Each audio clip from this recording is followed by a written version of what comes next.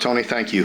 Very excited to get going. As you know, this time of year, I think you all are ready to see a game. You're tired of hearing me talk, and I'm tired of talking, quite honestly. I'm very excited to get going. I'm glad we have a very good opponent coming in here in Toledo.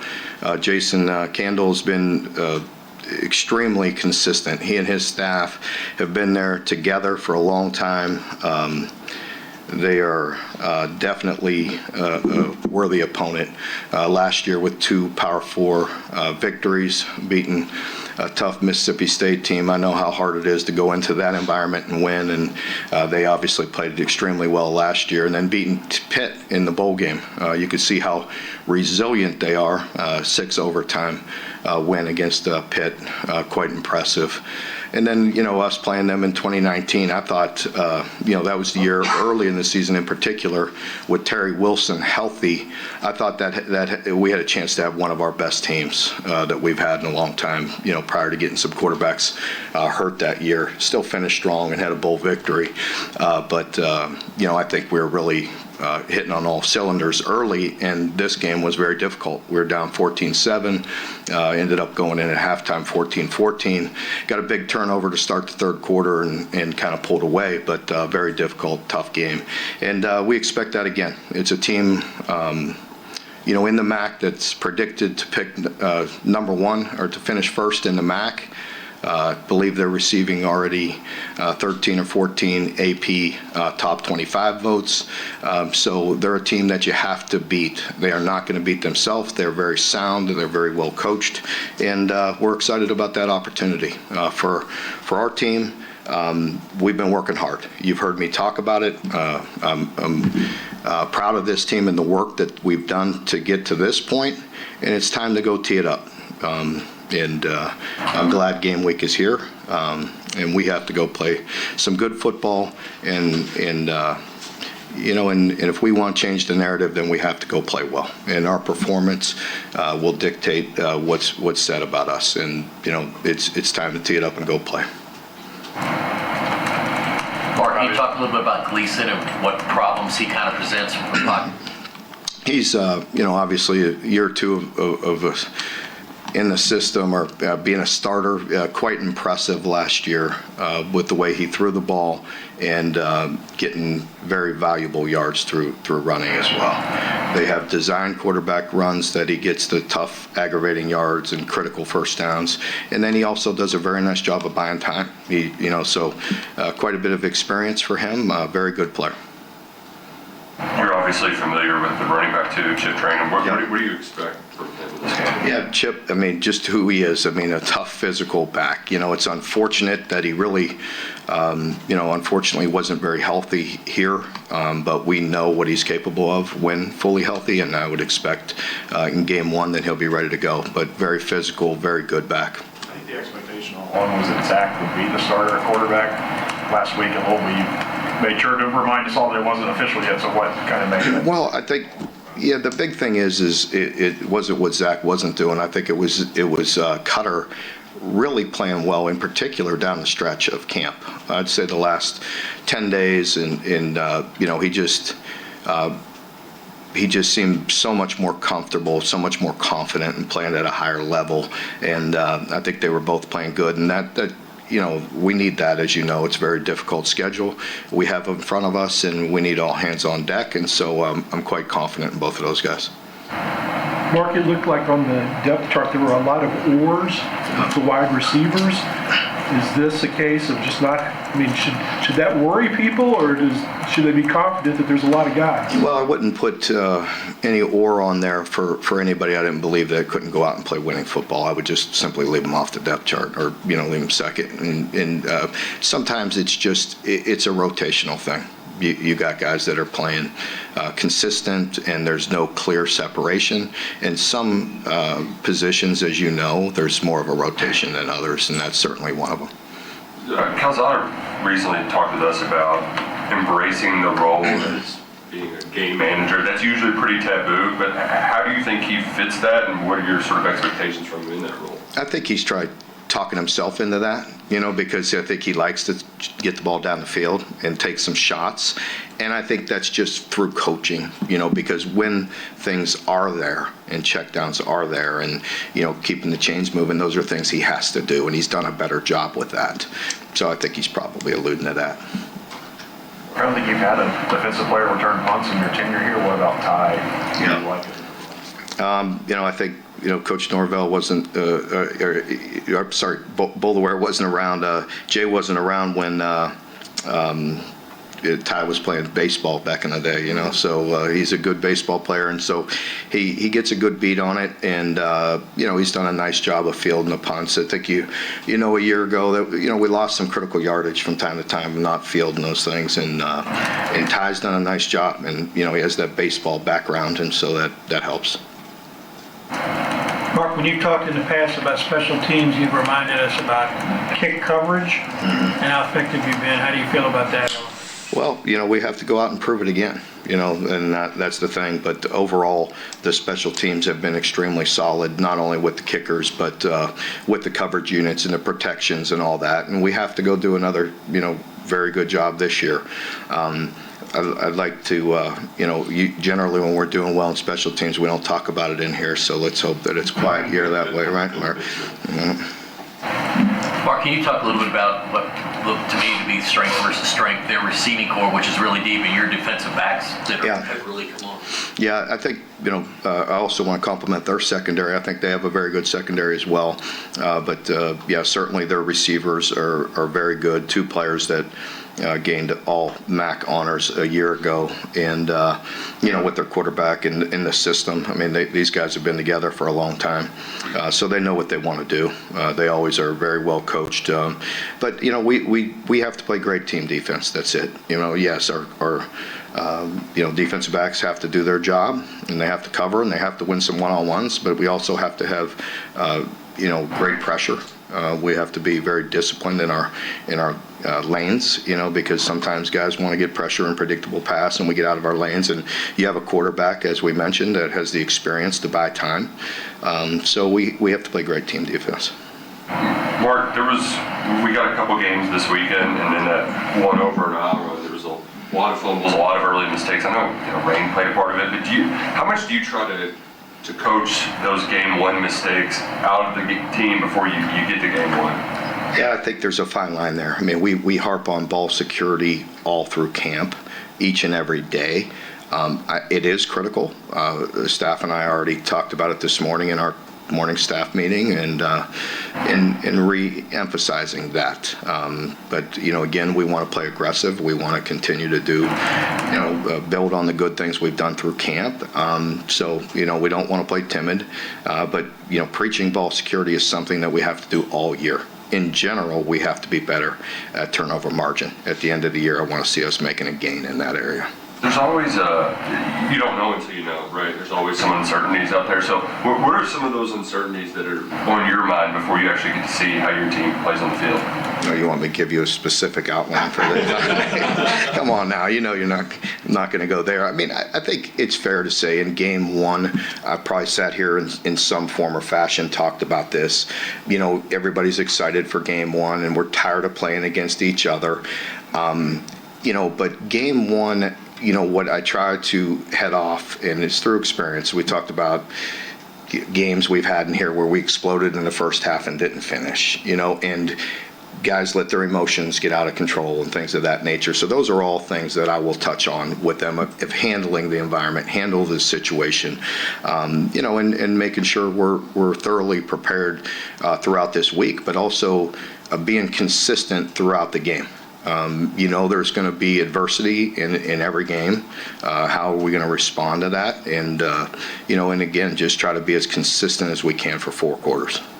The big rule change this year is the injury substitution stuff. Obviously, the guy's hurt, he's hurt. But do you talk to your players at all just about how to manage that, or you just want them not to think about it? You do have to discuss it, because let's be honest. I mean, it's tough sometimes, because those players got a bunch of adrenaline in their body, right? And I mean, these guys are hyped up, and they want to get up and go, but they may not be able to. I think you saw that in a game Saturday, where a player was legitimately injured, and they got charged with a timeout. I don't think that was the intent for that rule. So, I think the officials do have some discretion in there, but we do have to educate our players on it, yes. Mark, there in the offensive line, there were 2 true freshmen on your 2 deep. Mm-hmm.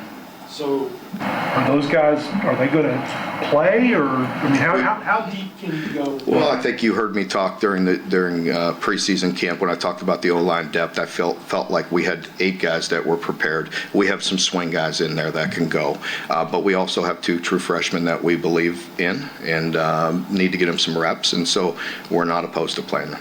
Is this a case where you think you'll play 5 most of the game, or are you going to try to get those other 3 of the 8 in there? I think we will definitely try to get the other 3 of the 8.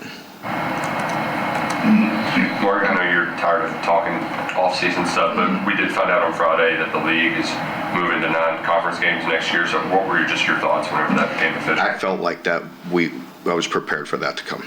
I think that's where it was headed for a long time. And, as I think the last official quote on that I had was I was tired of talking about it. I was like, bring it on. Whatever it is, it is. Look at our schedule this year. It's pretty hard to get more difficult than that. So, we have a top 5, top 6, most difficult schedule. And next year it'll be about the same. I don't care who's on it. It's from the league.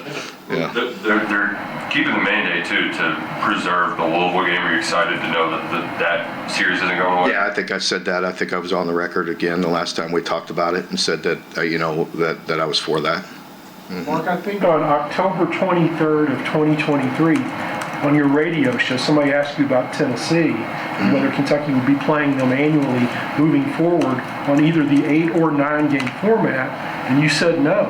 Is that still the case to your knowledge? Well, I honestly have no idea on that.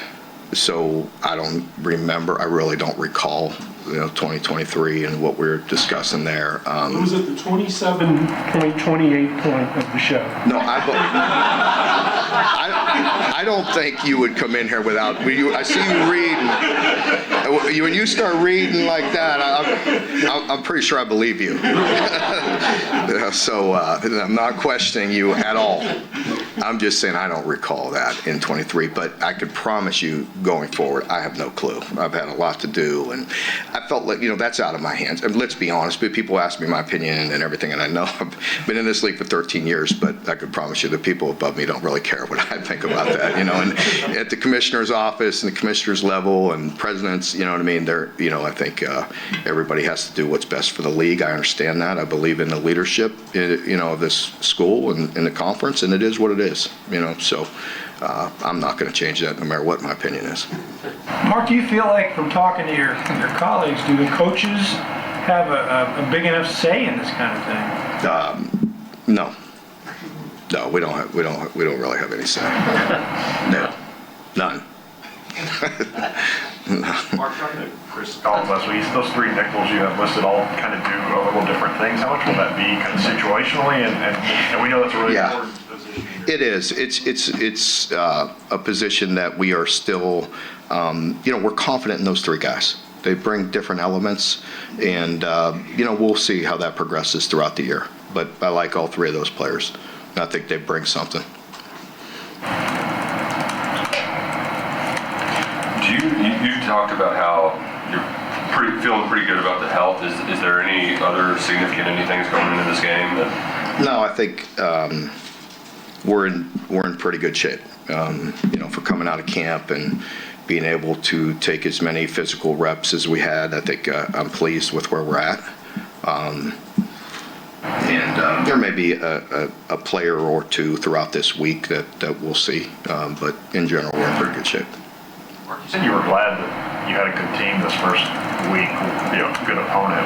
What are the benefits of starting with a real test as opposed to maybe easing into it a little bit? I just think it's going to be it's a long, difficult year, and we have to approach this with 12 one-week seasons. And I know everybody has a job to do, and there's different narratives out there and all that. But for us, we really have to, attack it like each and every week, walking into this team meeting, with our players, that they have to be prepared no matter what happened. the week before to get ready to go play a new opponent. And, so I think it's just the challenge of the year. Our guys should have no problem getting excited for this game. It's game one. And it's a very good opponent. As I mentioned, all you got to do is look at their record. And again, if our players want to change the narrative, then we have an opportunity to do that. Here's a team that a lot of people are saying has the chance to be in the playoff of the non-Power 4 representatives and getting top 25 votes in a very good team. So we have an opportunity to go kind of showcase what we've been working on, and I think my answer to that each and every week. It's really about us and how we play, and it's about our performance. And I want to go see us play. I know the players do, but we have to take care of business each and every day as well throughout this week. Mark, Jason James, a guy who's been there a long time. Is he someone you've ever developed much of a relationship? No. Being an Ohio guy, no, I don't know him personally very well, but I have a lot of respect for what he's done in his staff. With him and the vast majority of his staff go all the way back to Mountain Union, and they're a bunch of winners. So they've won a lot of games, they won championships. He's been there a long time. They have a lot of continuity on their staff. They are obviously doing a very good job. Continuity is not a thing really in that league. So what do you attribute to that? I think a very good program. Just a good program, and he's carried on a great tradition, and they've been very, very good, very consistent. If I'm not mistaken, they're one of the top teams in the country with the consistency that they've had, over a long period of time. Coach Brad White and yourself have spoke glowingly about that 2024 class. Obviously, a bunch of those guys are littered all over the 2 deep this year. Talk a little bit about your expectation level for those guys as they step into a bigger role, whether it be the Harley Gilmores, the Gerard Smiths, Cam Dooleys, and so forth. Yeah, I just think they're a good group. I love their attitude, their work ethic. They've been very good, and I'm excited to watch them play. And again, I think just game one, it's about just doing your job. That's the big thing. Our players have to be very disciplined with their eyes and things of that nature, and just making sure we stay within ourselves and taking care of the primary responsibility first. I think, you've probably heard me say this over the years, and probably walking in here Monday talking about some instances where players are trying to do too much. They have to trust their teammates and do their job first, and then be ball players and go do what they're going to do.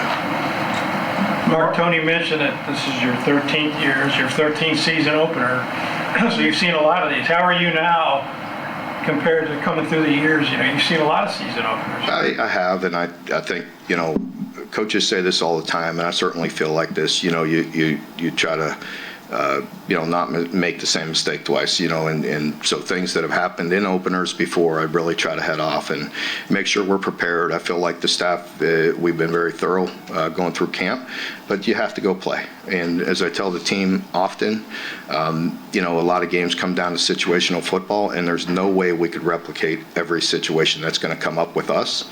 And, throughout the season, we try to continue to build on their football IQ, watch other people, make some mistakes and things that, we've been through, and try to head it off before it happens. But, we have to play the game and be prepared for each and every situation that comes up.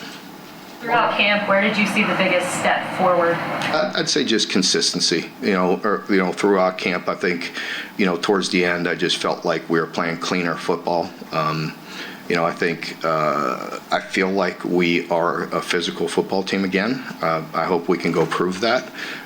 We will see. But I think we've worked hard, and improving in certain areas. But I'd say consistency is the big thing.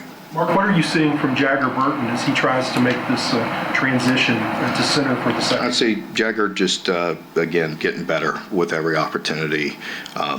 He's been very good, and I'm excited to watch him play. So, Jagger's a good football player, and he's willing to do whatever it takes to help this team. Mark, Brad dropped the Josh Maskell comparison from McQuee's Comfort Grace the other day.